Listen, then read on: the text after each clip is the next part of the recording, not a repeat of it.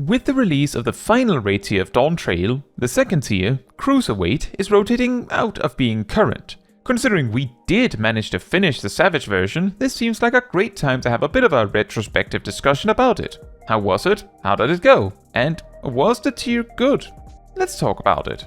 To set some expectations, my experience of this tier was running it exclusively in my static, which carried over from the first tier, which means that most Party Finder related information I may have is mostly what I've been told by others and not my own experience.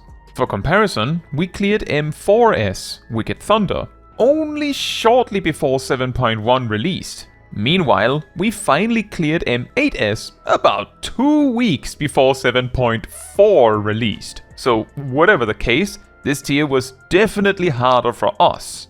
Most of the raid team also switched roles or jobs, meaning less experience from the previous tier could be carried over. I switched from warrior to black mage, Sip switched from white mage to scholar, Aradel from bard to dancer, Naomi from viper to astrologian, Shaq from sage to viper, Milo from samurai to warrior, Ham from paladin to dark knight, and off tank to main tank on top of that, and then Cat stayed red mage. This also meant that we switched from a balanced quote-unquote 2 melee 1 mage 1 range physical to a double mage comp, which also came up here and there.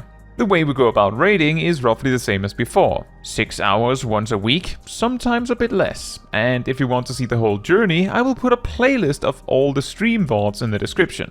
I was also somewhat recently made aware that apparently M8S killed off a significant amount of statics, and by extension, presumably also some Party Finder players simply could not overcome it, which further speaks to the difficulty of the fight, I suppose.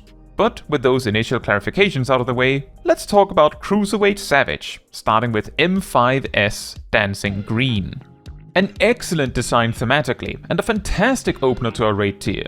The fight itself also plays well into the dance theme with various mechanics that work with it. Arcady Night Fever using the boss gauge to indicate and reward the party for how well they perform in the sequence itself, not to mention giving individual players a small damage buff as a reward if at least they did it perfectly. Flip to a B-side is also a pretty neat way to introduce a more easy to handle memory mechanic, which sort of lets newer raiders learn more about the concept of chat macro reminders, as the actual handling of the mechanic is quite simple, as long as you remember which one it was. I understand that a strategy was made that had fixed positions for all party members regardless of which side Dancing Green was flipping to, but I think I also heard that most players simply didn't bother with it. The music of the fight also being directly tied into the fighting is of course also a must for a dance battle.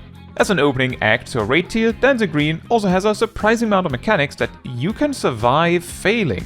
Not to mention enough openings for racing party members that, relatively speaking, it is surprisingly manageable to hit the end of the fight, and losing to Hardened Rage. At the same time though, I also have a few criticisms on the fight. The first thing is that I wish that more mechanics interacted more directly with the dance floor than just funky floor and ride the waves. But I can also recognize that using the dance floor too much can also make that a bit stale. It did just feel like for a majority of the fight it was mainly used as lines on the floor.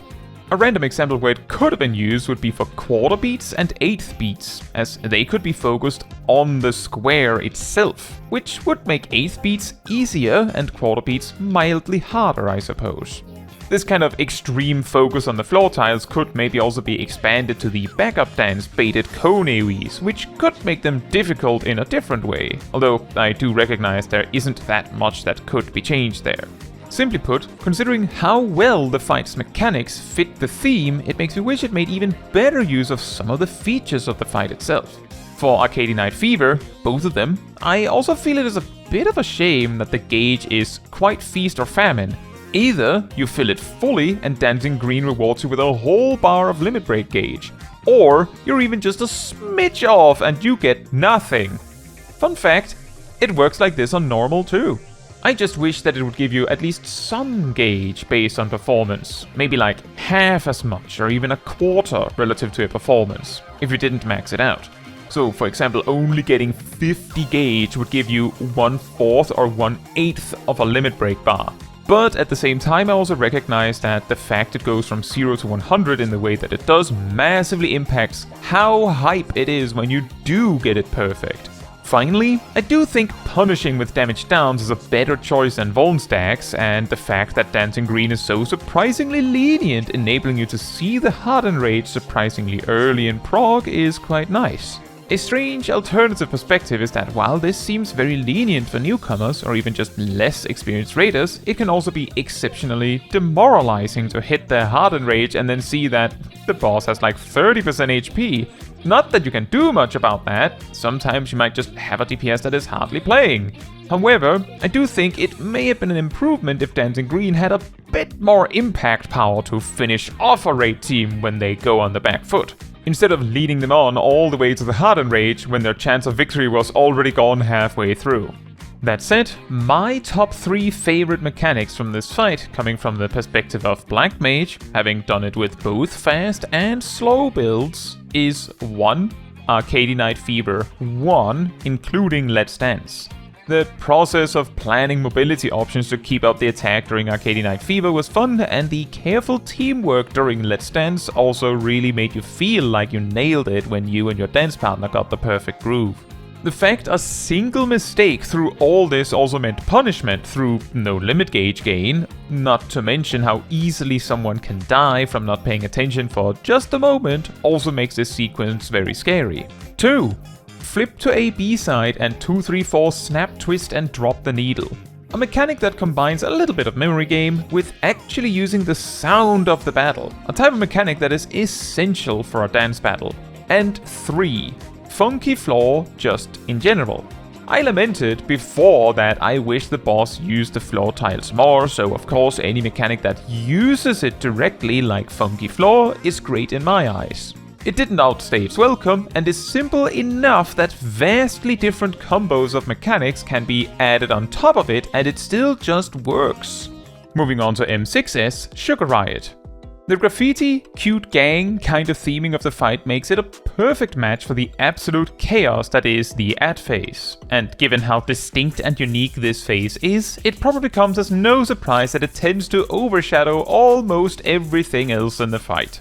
In fact, during this ad phase, Sugar Riot herself is relegated to auto-attacking and using a raid wipe twice throughout, but otherwise is just summoning ads. Due to how the ad phase is designed, there are many possible ways to go about dealing with it, although certain enemies being like ticking time bombs tend to produce a somewhat automated kill order. Jabberwocks, then Rays, then Cats, and then a mix between Yans and Mews. Then, it really comes down to how the party delegates these responsibilities. The sheer damage output of the Yans also introduced a situation where triage healing actually became a bit relevant, where, at least during prog, maintaining a heart or even sending a cure 2 to the Yan tank every so often could be handy. There were even cases of paladins genuinely using clemency. More of this, please! More chaotic ad phases, in fact, make them less regimented and less structured too, and make the passive damage intake on the tanks matter. Another mechanic I really liked in the fight was the wing marks, especially because they were used in more than one way, where the wing mark used early in the fight is like the tutorial version for when you need to aim it just right for the lava phase. The fact that 1 or maybe even 2 players missing their towers in the lava phase can be overcome with a tank LB, I also feel is a good design, as it still comes at the cost of no DPS LB, but gives the tanks an option. I also generally like how the way the arena changes for each phase, while still reintroducing similar mechanics, clearly demonstrates the flexibility of many of the mechanics of the fight, as they can be reused in so many places. A simple example being the lightning strike baits of the river phase being reused in the lava phase, or the arrows ending the ad phase being reused early in the river phase. Speaking of which, a rather peculiar minor detail is the fact that Sugar Riot only uses fire or thunder once, meaning that it is perfectly possible to beat the fight without ever figuring out how to handle the opposite option.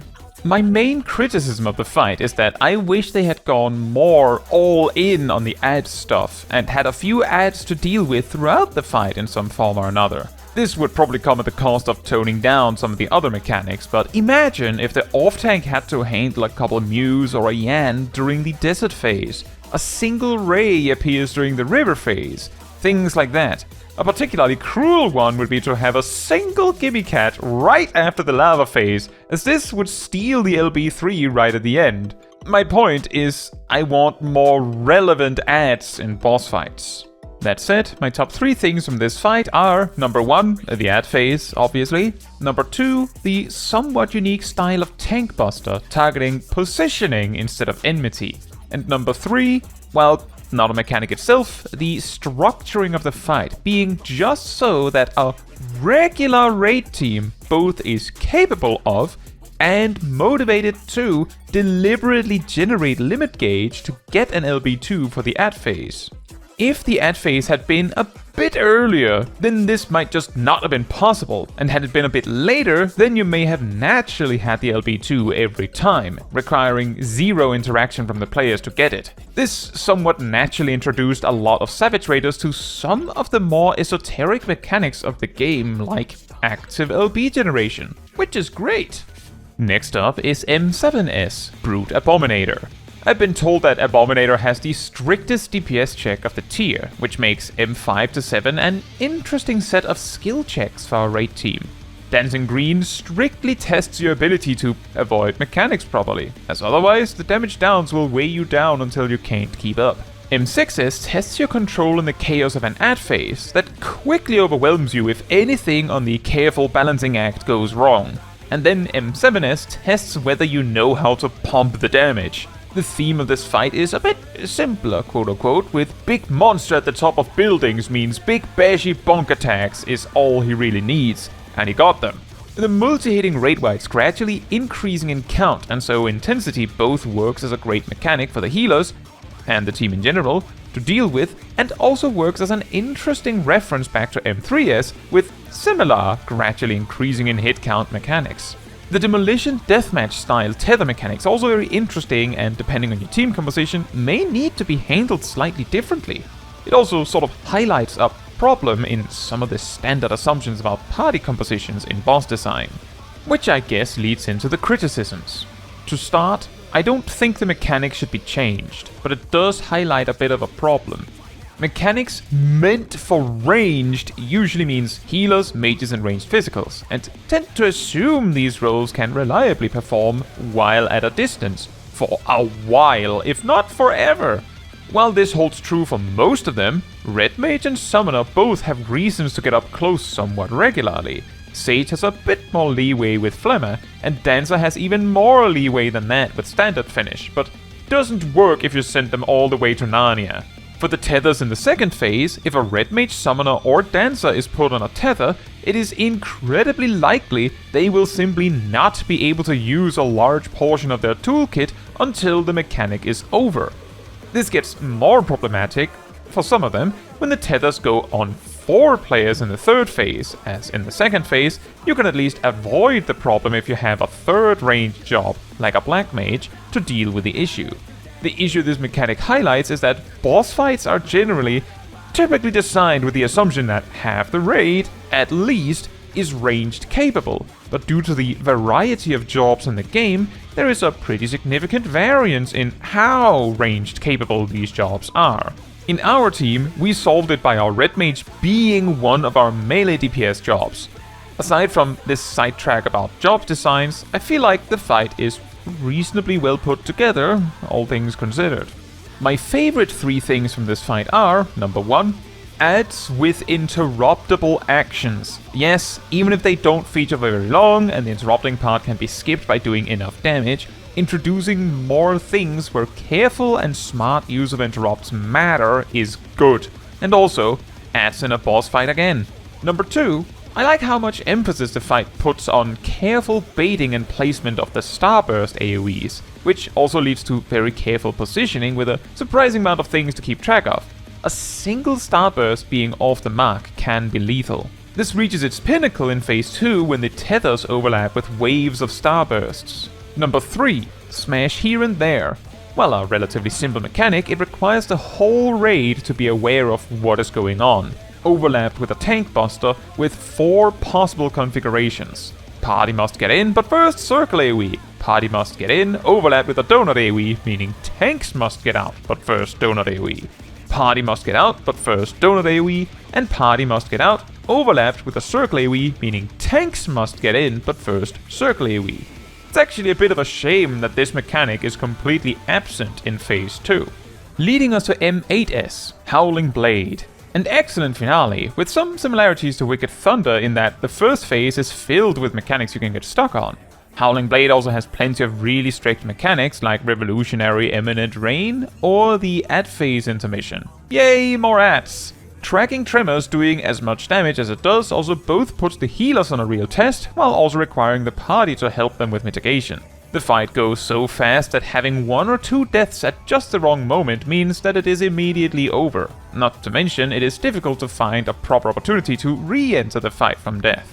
This then leads into Phase 2, which is much more of a spectacle fight. Mechanics go slower and is more loose with how specific your positioning needs to be, often having mechanics target based on the platform you are on. However, as a result, the mechanics are also stricter on whether you did it right, with most mechanics expecting players to stack in a specific place, expecting the exact number of players that should be there to be there, or you die.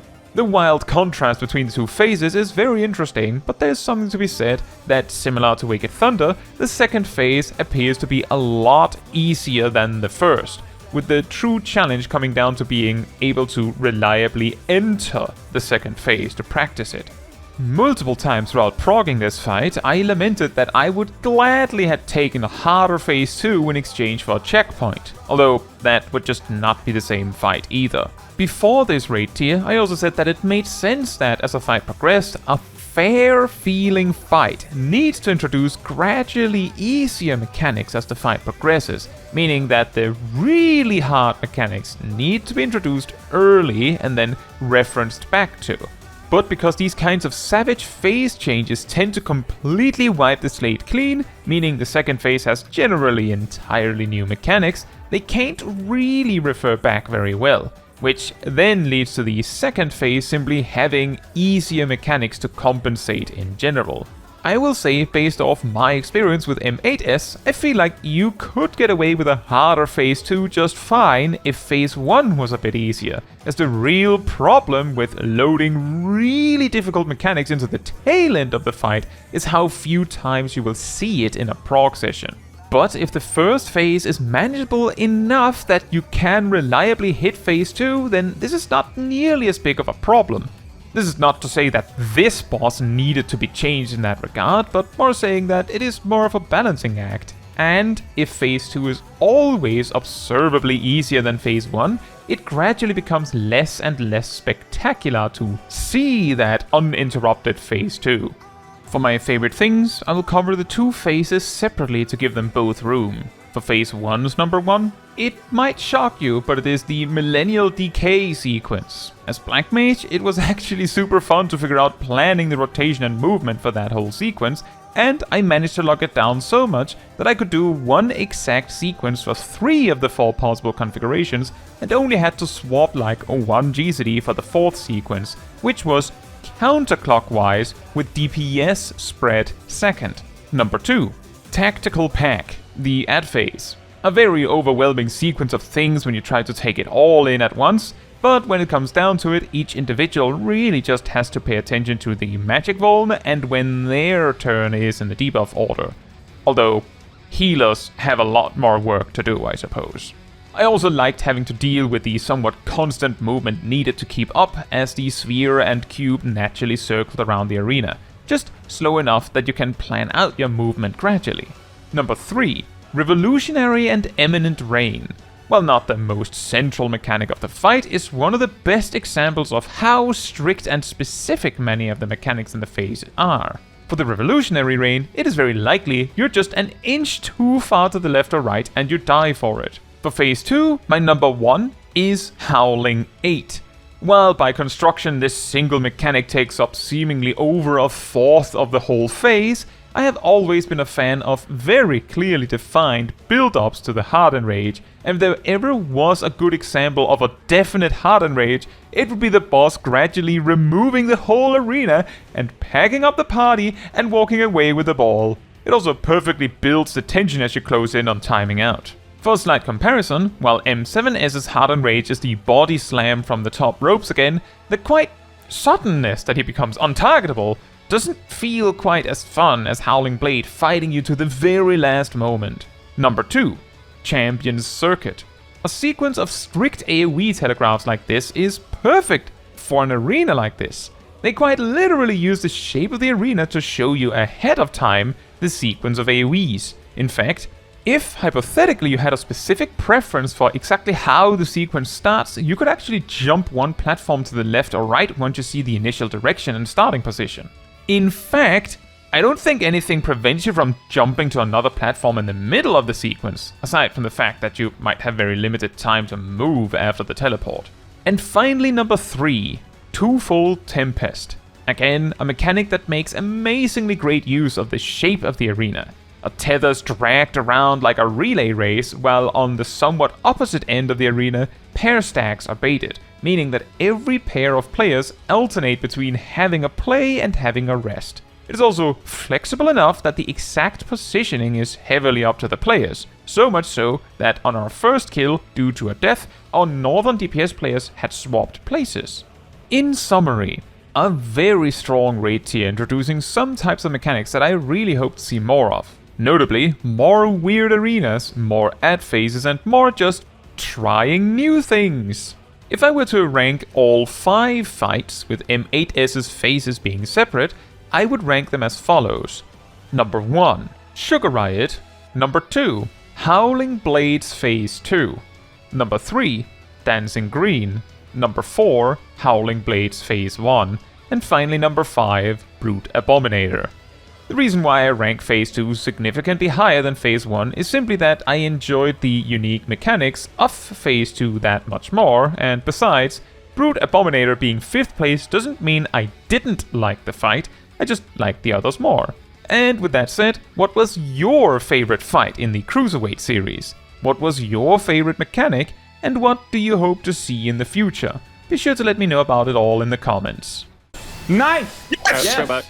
Let's go! I'm hungry. I'm gonna run away, so give me 2 seconds. Now, that is all for this video. Thank you so much for watching. If you would like to support me and my channel more directly, you can become a member like these wonderful people here. You can also alternatively support me through Twitch or Ko-Fi. Links in the description. You can also support the channel by letting the YouTube algorithm know by liking the video, leaving a comment, subscribing, sharing, and hitting the bell to get notified when next I post a video. Fun fact, some players consider both the stone pillars and the specific half-room cleaving part of Beacon Moonlight harder on normal than on Savage. The reason for this is that the pillars land in a weirder pattern than the consistent left or right patterns of Savage, and also in multiple waves. The Beacon Moonlight part is simply because after the normal ad phase, Howling Blade does Beacon Moonlight faster than on Savage, which can trip up players used to the Savage rhythm.